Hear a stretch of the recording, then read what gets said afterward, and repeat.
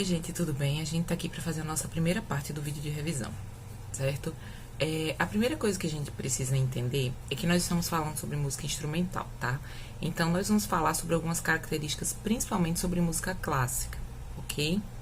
Primeira coisa que nós vamos falar sobre a música instrumental é sobre a origem do nome orquestra, tá? Nós sabemos que a música instrumental ela é basicamente tocada em música clássica erudita, mas a gente vai falar sobre a orquestra inicialmente. A orquestra, na verdade, é o lugar onde se dança. O nome ele é de origem grega e ele era muito utilizado porque cantores e dançarinos eles ocupavam o mesmo local no palco. Posteriormente, esse nome foi sendo abandonado pelos gregos e foi sendo adotado já na Idade Média para designar um conjunto de músicos que tocavam instrumentos específicos, certo? A gente também tem que entender que a orquestra, apesar dela executar música clássica e erudita, ela não está presente só nas apresentações de música clássica, nas apresentações do teatro. Ela pode se encontrar em teatros, mas também em filmes, no cinema, né? Em séries, em novelas, em programas de televisão, em videogames, certo? Hoje em dia nós temos uma quantidade muito grande de espaços que abarcam muito bem a música clássica, porque ela é uma música que é imponente e que pode gerar um determinado tipo de sentimento naquele momento. Não à toa que várias franquias de cinema têm as suas trilhas sonoras executadas em música clássica, certo? Outra coisa é que, em geral, tá, os artistas clássicos eles têm instrumentos que são os mais famosos, né? Aqui nós estamos falando da família dos instrumentos de corda e os mais famosos dessa família é o violino. A gente também tem nessa família a viola, o violoncelo, certo? Essa família é a mais comum, não significa que a orquestra não tenha outras. Normalmente a orquestra tem instrumentos de corda, de sopro, certo? Algumas orquestras maiores têm uma grande quantidade de músicos que executam percussão, tá? Mas a gente vai ver isso mais adiante. Ao longo das nossas aulas, nós conhecemos alguns artistas que, além de serem músicos e compositores, eram também maestros, certo? Os primeiros dois músicos que nós falamos são músicos eruditos clássicos, certo? Foram músicos muito importantes para o desenvolvimento da música clássica ao longo da história da música e ao longo da história da arte. O primeiro é o Mozart, certo?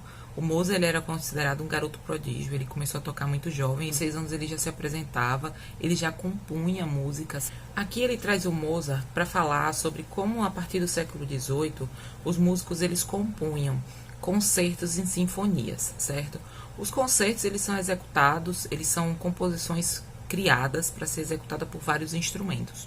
As sinfonias, na verdade, elas são executadas por vários instrumentos, mas existem solos de instrumentos específicos, certo? O solo, na verdade, ele é quando um artista executa principalmente o seu instrumento ou quando ele canta sozinho, tá? O Mozart, ele foi um grande compositor de concertos, tá? Ele até criou algumas sinfonias, mas normalmente ele foi compositor de concertos. E ele compôs até praticamente a sua morte, certo? É muito importante falar sobre esse tipo de compositor, porque ele abriu portas para que outras pessoas compusessem coisas muito inovadoras na área da música. É muito legal pensar que nesse período também há uma substituição do cravo e uma consolidação do piano, que era um instrumento relativamente novo da época, porque ele tinha uma sonoridade diferente. O Mozart, ele não era musicista de piano, mas ele tocava, ele executava vários instrumentos, e ele priorizou muito o piano nas suas composições, tá? Um outro artista importante é o Frédéric Chopin.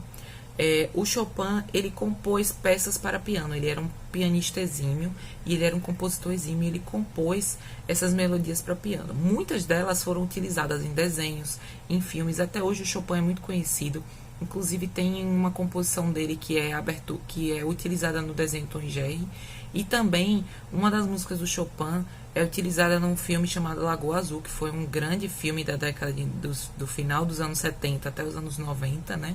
As pessoas assistiram muito, e o Chopin ele era muito importante porque ele fazia essas melodias mais românticas, certo? O romantismo foi um período histórico, tá? Foi um movimento artístico dentro de um determinado período histórico, no final do século XVIII e início do século XIX, Os artistas românticos exaltavam a subjetividade, isto é, aquilo que há de mais pessoal em cada um de nós.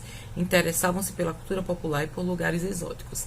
Então ele utilizou como matéria-prima essa questão do romance, do amor fugaz, né? Da necessidade de pensar uma forma mais visceral de falar sobre a música. E também ele utilizou muitas músicas folclóricas, como a mazurca, certo? O fato dele ser polonês, ele tinha um conjunto de músicas bem ampla, né? Folclóricas. A Polônia tinha esse conjunto bem amplo de músicas folclóricas. Uma coisa interessante sobre o Chopin e sobre o período do romantismo é que as músicas deles eram feitas de pausas, certo? Que criavam um clima de suspense. Então, a gente tinha aquela música, aquela composição suave que de repente tinha uma pausa e ela voltava com uma fúria muito grande. Esse tipo de música romântica, outros artistas compuseram, orquestras e sinfonias, certo? Como o Wagner, e eles ganharam uma notoriedade muito grande nesse período, tá? Até hoje, muitos artistas do romantismo são levados em consideração pelos músicos clássicos porque eles fizeram composições bastante complexas até para o período. Posteriormente, nós falamos sobre dois maestros, né, que também são compositores. O primeiro maestro que a gente falou foi o Heitor Villa-Lobos. Ele é um dos mais importantes aqui do Brasil, conhecido internacionalmente e tem notoriedade, certo? O Heitor Villa-Lobos, ele foi muito importante porque ele foi um compositor que pegou o final do século XIX, início do século XX, aqui no Brasil, e ele conseguiu criar toda a transformação da música clássica tradicional, certo? E agregar valores populares, músicas populares, cancioneiros, dentro da sua composição clássica erudita, certo? Ele inovou, ele foi um dos principais pensadores, né, no âmbito da música do modernismo no Brasil. As suas regências, ele tinha composições muito complexas, a exemplo do Trenzinho Caipira, onde ele simulava no início da música o movimento de uma locomotiva a vapor, certo? E ele unia músicas muito tradicionais do interior de Minas Gerais, do interior de São Paulo.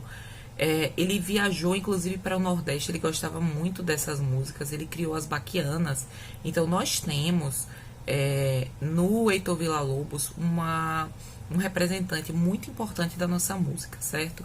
Ele foi compositor, mas também foi maestro, regente, e ele finalizou sua vida regendo orquestras fora do país, tá? O outro é o Gustavo Dudamel, certo? O Dudamel, ele é muito importante porque ele criou projetos lá na Venezuela, né, o país de origem dele. O pai dele é um instrumentista de trombone. Ele chegou a ganhar um trombone quando criança, mas teoricamente ele teria os braços muito curtos para tocar trombone. Então ele acabou ganhando um violino. Ele sempre foi dedicado à música, sempre se inspirou em vários musicistas, em vários maestros. Ele tem em sua forte característica trabalhar a música clássica como uma música que é acessível para todos. Assim como eu mostrei várias músicas ao longo dessa unidade, eu acredito que a música clássica está tão presente na nossa vida que às vezes a gente não percebe. A gente acredita que seja aquela música que toca em determinados momentos e que é chata. Na verdade, não. A música clássica ela é a base para vários outros estilos musicais e às vezes a gente não percebe isso. E o Dudamel, ele tenta reforçar isso a partir dos seus projetos sociais, certo? Ele é um maestro muito vigoroso, então ele é muito famoso por isso. Ele não necessariamente faz composições, ele é compositor também, mas ele é basicamente um maestro, um regente. E ele é um importante incentivador da música clássica e da acessibilidade à música clássica no mundo. Então, a gente já viu esses artistas e a gente vai pensar agora sobre o Pitágoras e a harmonia. Eu vou falar basicamente e a gente continua na outra parte da revisão, tá? É interessante a gente falar que nenhum elemento na música sobrevive sozinho. Então, a música ela é basicamente um conjunto de elementos. Então, um instrumento só, ele pode criar uma música.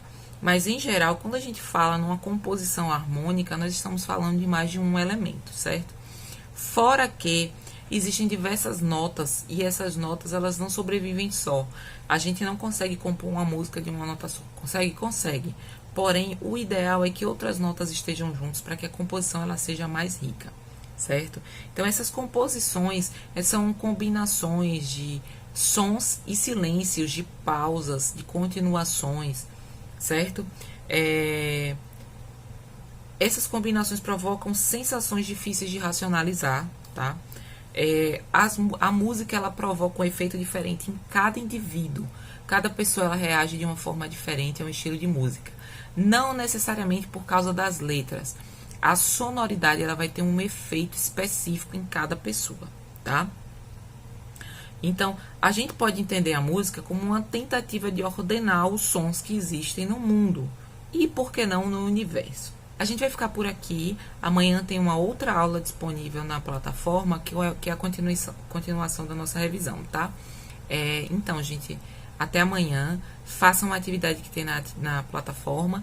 E semana que vem tem nossa revisão escrita, tá bom? Tchau, tchau.